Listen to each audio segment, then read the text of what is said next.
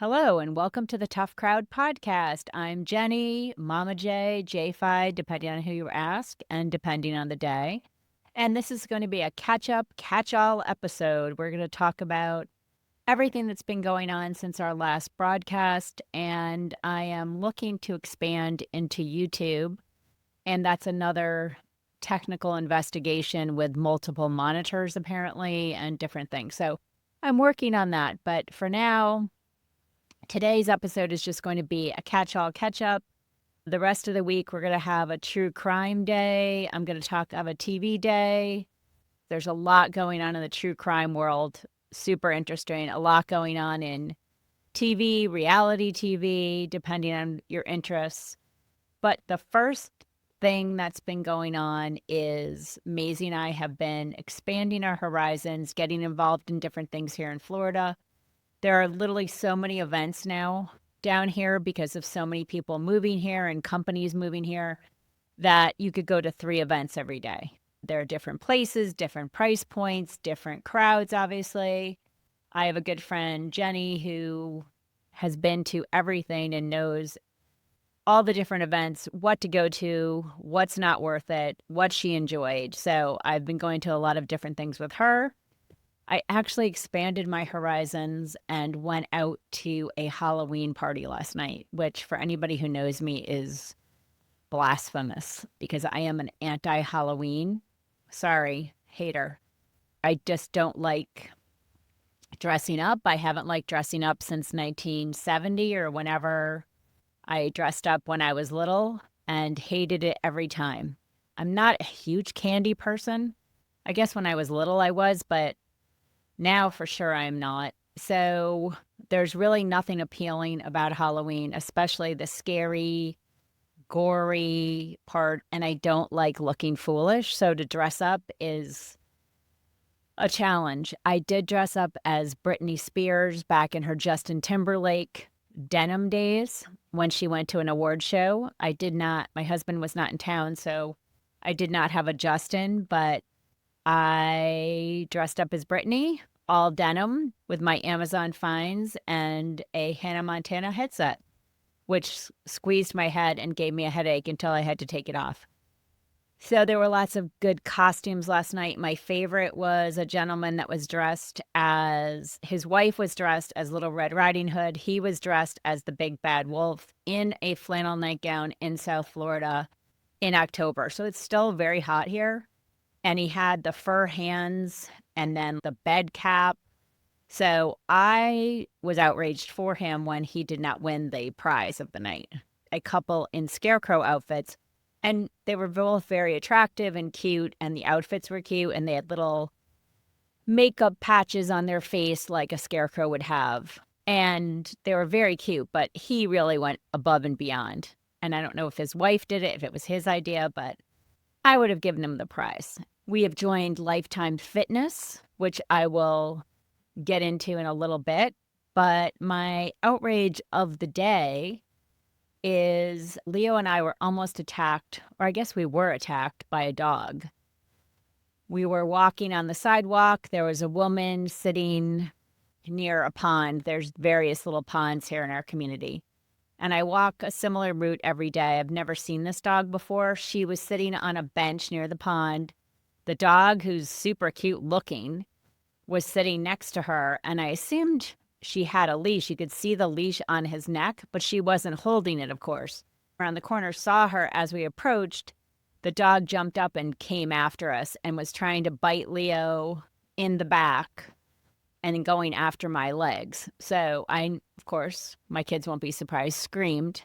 And the woman got up and was panicking and grabbed him, couldn't get the leash. And then I said, you have to have your dog on a leash. You can't let him attack people on the sidewalk. And she said, well, I didn't see anybody coming by. And I said, well, this is a public sidewalk where multiple people, especially on a Saturday morning, are coming by. So she was completely ineffective. And then another woman I ran into around the corner who had seen this incident said to me, this woman does it all the time. So I am a total dog lover. And I know dogs do weird things, but the humans can't put these dogs in this predicament because I'm always concerned that Leo is going to defend himself and bite the other dog, and then Leo is going to be in trouble. So it's quite scary when this happens, and I don't know what you're supposed to do about it. Maybe carry pepper spray, but I don't know. That seems like I'll get myself into a disaster with that. So we shall see. My outrage probably of the month since I've gotten back is my battle with the HOA and the mailbox. So everybody here has the same mailbox in the entire PGA National community of 3,800 homes. You all have the same mailbox. They might be closer to your house, or some of the condos obviously are multi-level and have a community mailbox, but all the houses have the same mailbox, a green mailbox on a post. I had a new mailbox from a year and a half ago from when a FedEx or UPS truck took it out. I had to buy a new mailbox. Then within a year, the HOA decided to paint the mailboxes because they had extra money. And this was within a year ago. I looked at it, it's chipping, so I tried to get some touch-up paint, but literally the entire coating for the mailbox is coming off in a sheet. So I called and said, first of all, I asked them for the paint color, then the paint didn't work. And I asked them if they could be responsible for it since they repainted it. And the guys that were repainting it did not look qualified, I remember. And my other neighbor had a problem with them because they broke it and they made my neighbor buy the parts for it to fix it.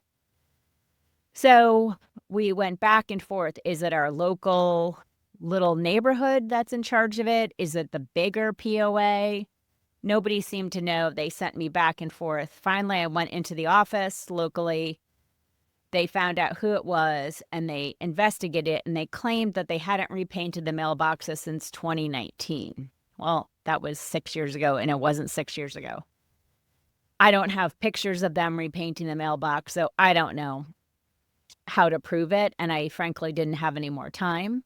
So I asked them if they would be responsible regardless, since they were the ones that caused the problem when it had been recently brand new.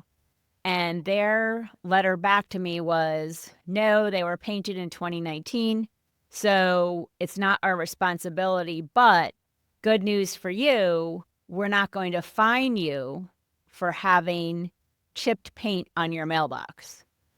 Have a nice day, exclamation point. So thank you very much. I was the one that told you about it, and now you're not going to fine me? Thanks a lot.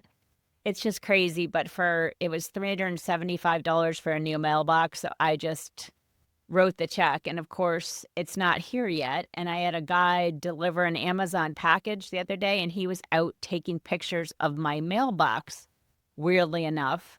And I went out and I said, oh, are you here to fix the mailbox? But he didn't speak English. And come to find out, he was just taking a picture of where he left the package as proof for Amazon, because Amazon has all those individual car drivers now. Which, incidentally, the other night when we came home, Maisie and I came home from somewhere, opened the garage, pulled into the garage, got out of the car, and this it was an unmarked car, just a regular person's car, came into the driveway, and Maisie had me convinced that somebody was coming, had followed us, and was coming to jump us. So we literally shut the door to the garage on this person as they were coming with the package. So I guess better safe than sorry. I guess that could happen. So I appreciate her security consciousness, but I think the woman was like, what the hell are you people doing? So those are my two latest outrages. Speaking of mail, my fight with PayPal continues. I still have a PayPal account, but there's nothing linked to it. You have to go through several steps to actually cancel your account, because I have a PayPal credit application on it, apparently. I don't have any balance on there, but I have to go through some steps to cancel it. And I just haven't gotten around to that. Meanwhile, PayPal taunts me. They sent me a PayPal credit card in the mail. So if they think I'm going to use their credit card after they can't even secure their online payment system, they're high. So that's a no PayPal. And getting to a lifetime in 3 weeks. We've been there for 3 weeks. Maisie was interested in joining because they have a very nice gym set up there and they have classes and all kinds of other things. There's a social aspect to it too. There's all kinds of ages there. So she could hopefully meet some other young people. There are a lot of young people in our area now. And I had done a tour last year and thought it was too busy for me. To me, it was the equivalent of working out on Fifth Avenue. It's 3 stories with a pool on the roof. And you walk in, and there's a bar to one side where they have some work desks. People work from home, go there and work for the day. And then they have a buffet restaurant, spa, hair salon, dressing rooms, locker rooms on the first floor. Second floor are some other, I guess the second floor are other workout rooms. And there's like a mezzanine with additional desks where people seem to work from home. And then the third floor is the big floor with all the weights, treadmills, stairmasters, and a couple of other exercise rooms, a hot yoga room, a regular yoga room. There's like a CrossFit area. And then some of the classes are held in areas in the weightlifting section or in the treadmill section where they alternate between floor work, weight work, and the treadmills. So I did not join last year. I thought it was too much for me. Maisie wanted to join. So we went, and the gentleman said, you can join. And if you don't like it after a week, you just pay for a week and that's it. You're done. So we started. First day I went, I left and I said, I hate it. I hate everything about it. I called our old trainer, Austin, and told him it was his fault that I had to deal with this because he left the state and moved to Texas.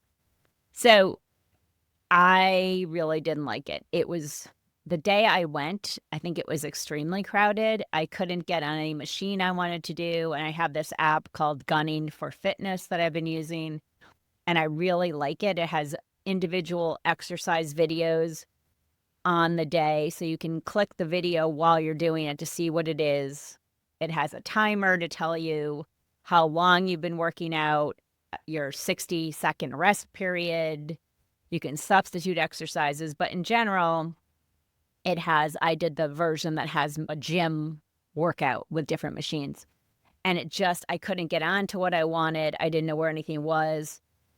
And I said I hated it. I didn't want to stay there. I investigated another gym, but it just didn't have all the stuff. And Maisie was really liking it. So I've persevered and kept at it. And now I do like it. I understand where things are. I just don't segue well. So in terms of, I've been working out for several years at a private gym where there might be 10 people working out max in a big space.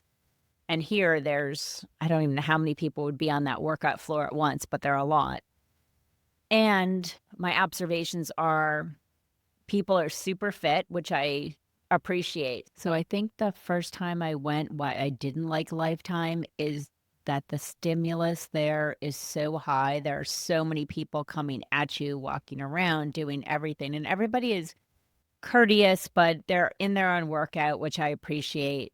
I have not seen a lot of showboating people like I've seen at other gyms that are grimacing and sighing and grunting for effect to let everybody know how hard they're working out.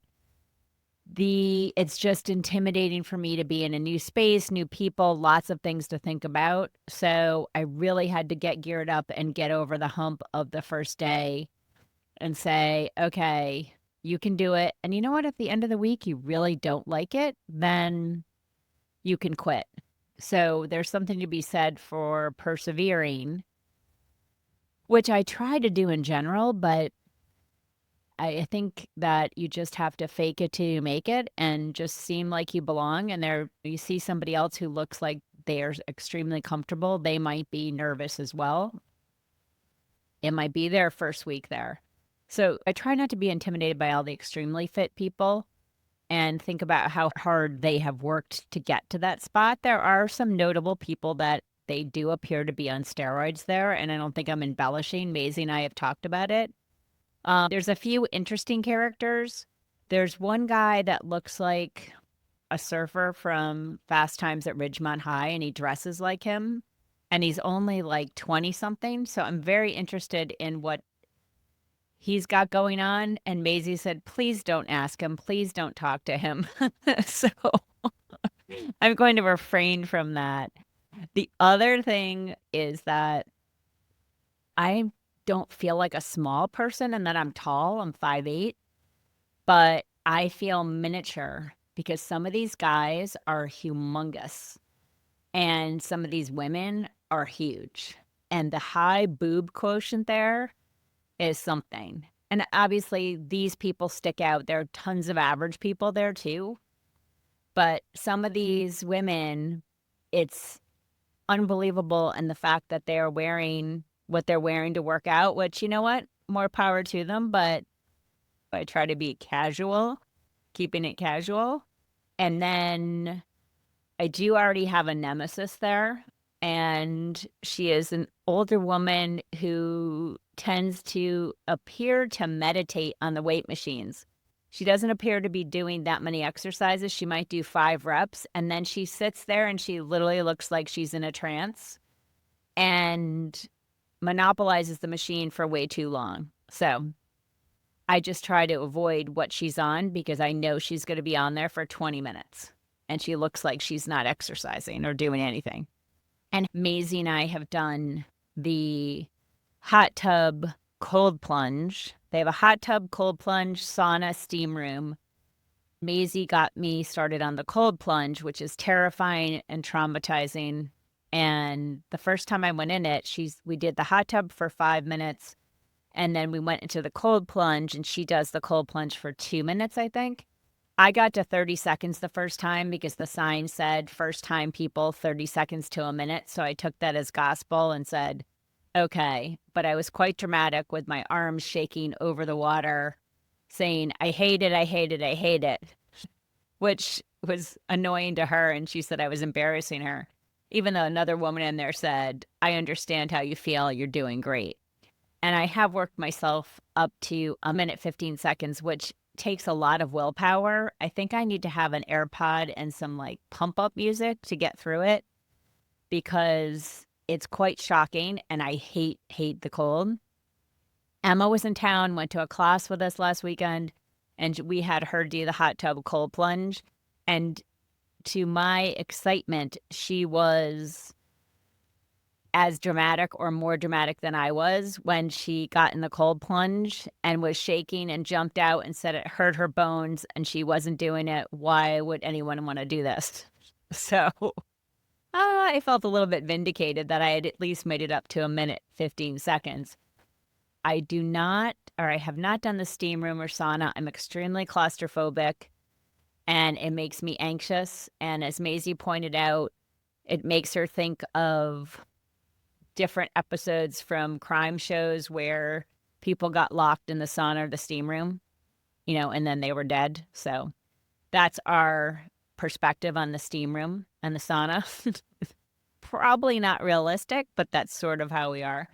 And since I have no butt, flat butt, whatever you want to call it, broomstick in a paper bag situation, I am envious of all the other butts there. So when I'm sitting in the hot tub or the cold plunge and there's different women coming in and out, going to the sauna, the steam room, I'm thinking, wow, she looks amazing. I wish I had that butt. Of course, I'm not going to compliment anybody on that because that would be weird. Maisie would be like, you're going to get kicked out.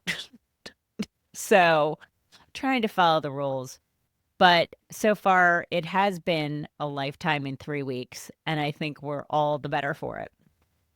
The other thing that's been taking up some time, of course, is the wedding planning. We had a tasting at the venue, and Bobby's dad came down to work on the welcome party. So that was fun to have him in town, show him the area. He's been here before, but not with us. They are planning a big welcome party event. And we finalized the menu. We sent out the invitations. So shout out to this lovely postal worker at the post office at the mall who helped me pick out the stamps and then told me all about hand stamping or hand postmarking, I guess, the envelopes when they came so they're not bent through the machine. So she arranged that. I brought them back to her, especially, and she made sure that happened. So I'm going to drop her off a Starbucks gift card at some point. So all those went out. People have been receiving them, which is exciting. And then periodically I wake up during the night and realize it's almost November 1st. There's 2 months to the wedding, and I don't have shoes for any events yet. I know that seems like a crazy minor thing, but it's actually not if you're a woman and know how hard it is to find shoes. And I have a specific vision for these shoes.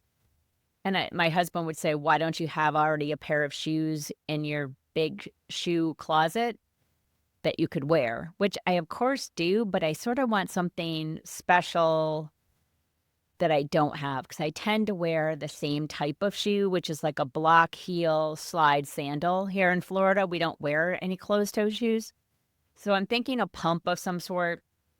Maisie has all of her clothes. She needs to find some shoes. Natalie got her dress recently. So that's exciting. And now we're just working on a bunch of the extras, which you can add a zillion things. I wanted the glam photo booth like they have at the Oscars where they do a 360 around you. And Emma told me that was too much and I didn't need it. The wedding planner was on my side and said, why can't she have it? But I think we don't need to spend extra money on that. So we're having just a classic photo booth, no props, because Emma said she's still horrified that from Natalie's wedding, she's got a beautiful dress on and has professional makeup and hair, and she has a picture with a Viking hat.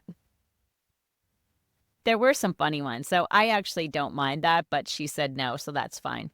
So it's a white black background, and then the guests can scan a QR code, and I guess it's sent right to their phone, and then all the photos get put in a book for Bobby and Emma, which I think is sort of a cool idea. I like that idea. The other thing we're working on is the favors for the wedding, which we've been back and forth on what to do. So my friend group we did a group text, and they gave me some great ideas. So I think we're going to do some of those. The harder part is that we can't drop them we can drop them at a couple of hotels, but a lot of people are doing Airbnbs. So I think we'd be going to 20 different places to drop these things off. So for Natalie's wedding, we had 5 hotels, I think, to go to. This would be 20 different spots. So we might just hand them out at the welcome party. And we've narrowed down some options for that. And we have a family dinner here at our house that Thursday night, and I found a pizza truck, so that's going to be fun for a family night. And I like it that the family can spend some time together in a smaller group, and some family has not met the other family, parts of the other family. I haven't met all of Bobby's family, his extended family, and Bobby has not met all of our extended family. So that will be fun to have that as a prelude to the wedding. Then the welcome party, which is going to be everybody's invited to that. That is going to be at a hotel, and the plans for that sound phenomenal. And it just takes the pressure off the wedding day for Emma and Bobby to have to see every single person at a 200-person wedding. I want them to enjoy the day. So I think they're going to make sure they make the rounds at the 2 events and then do some at the wedding, but otherwise, hopefully enjoy the party with their friends and family, of course. And I am further expanding my horizons. I'm going out with a friend for her birthday tonight. We're going to Del Rey, and we're going to dinner and then dancing after. So I'll let you know. It's a new club down there. I'm hoping there's not like a doorman that's saying who can come in and who can't, because I don't think we're going to make the cut. No offense to us. I don't know if we're the demographic they're looking for there, but maybe I'm wrong. We will be back again this week with, again, true crime. a true crime update, lots of things going on in Massachusetts, and then a TV update, Love is Blind, Dancing with the Stars, and other social media happenings. Kim Kardashian's everywhere with lots of updates. Whether you love her or hate her, she seems to be in the news all the time. So we will talk to you soon and have a good day. See ya.